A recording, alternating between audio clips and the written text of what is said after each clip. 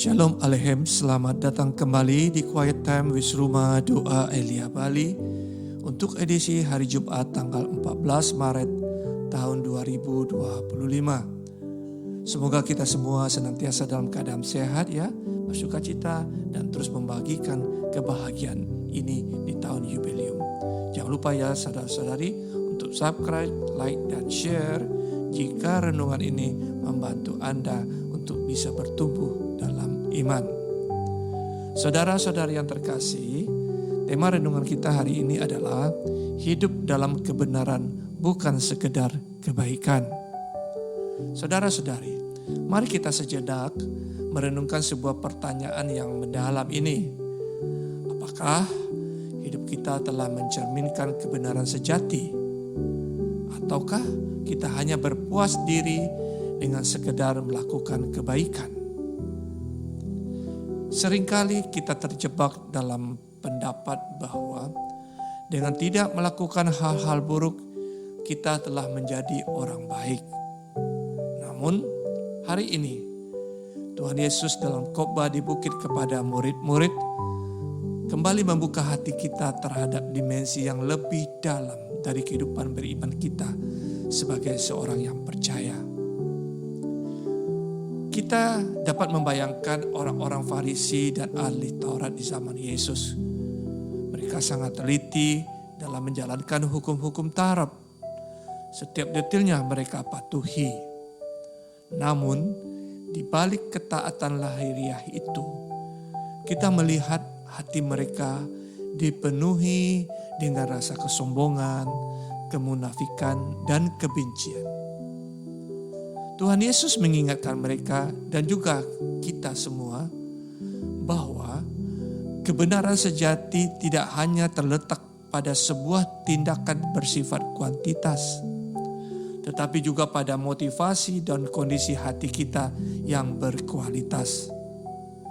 Seperti yang tertulis dalam Injil Suci menurut Matius bab 5 ayat 20 sampai 26 yang kita dengarkan hari ini, yaitu, "Karena aku berkata kepadamu, jika hidup keagamaanmu tidak lebih benar daripada hidup keagamaan ahli-ahli Taurat dan orang-orang Farisi, sesungguhnya kamu tidak akan masuk ke dalam kerajaan sorga." Saudara-saudari, Yesus berkata, jangan membunuh. Tentu, kita mungkin tidak pernah mengangkat tangan untuk mencelakai orang lain, bukan? Namun, apakah hati kita bebas dari kemarahan, dari kebencian, dan lontaran dari bibir kita akan perkataan yang melukai dan menyakiti?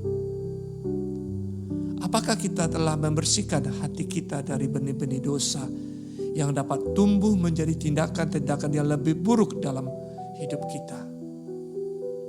Dalam Matius bab 5 ayat 22 dikatakan, "Tetapi aku berkata kepadamu, setiap orang yang marah terhadap saudaranya harus dihukum.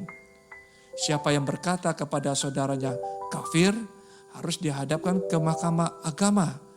Dan siapa yang berkata jahil harus diserahkan ke dalam neraka yang menyala-nyala."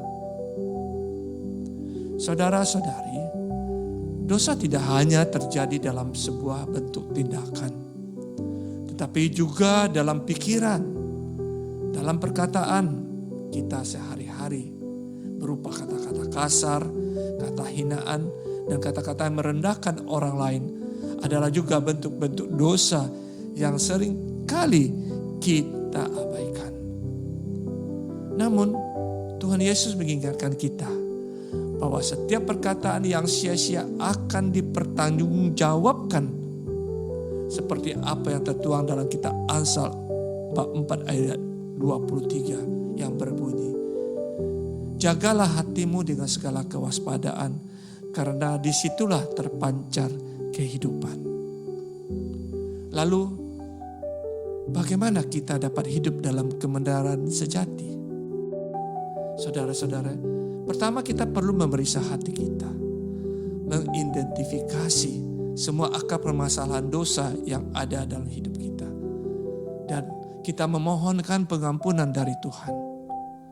Kemudian kita perlu menjaga setiap perkataan yang keluar dari bibir kita, mengendalikan kemarahan dan memaafkan orang lain, serta kita perlu membangun hubungan relasi yang lebih sehat dengan Tuhan melalui doa dan firman-Nya. Ingatlah saudara-saudariku, Tuhan selalu membukakan pintu pertobatan bagi kita yang mau berbalik dari jalan yang salah. Tuhan tidak mengingat-ingat pelanggaran kita jika kita dengan sungguh-sungguh bertobat. Dalam nubuat Nabi Yeskiel bab 18 ayat 21-22 mengatakan, tetapi jikalau orang fasik bertobat dari segala dosa yang dilakukannya dan berpegang pada segala ketetapanku serta melakukan keadilan dan kebenaran, pastilah ia hidup. Ia tidak akan mati. Segala durhaka yang dibuatnya tidak akan diingat-ingat lagi terhadap dia. Ia akan hidup karena kebenaran yang dilakukannya. Begitu juga dalam Mazmur 133-4 tertulis, jika engkau mengingat-ingat kesalahan ya Tuhan, siapakah yang dapat tahan? Tetapi padamu ada pengampunan. Saudara-saudara, marilah kita tinggalkan kebiasaan hidup dalam sekadar kebaikan dan berjuang untuk hidup dalam kebenaran sejati yang memuliakan Tuhan dan memberkati sesama kita. Semoga Roh Kudus menuntun hidup kita dalam perjalanan iman kita ini. Amin. Marilah kita berdoa dalam nama Bapa dan Putra dan Roh Kudus. Amin. Bapa yang bertata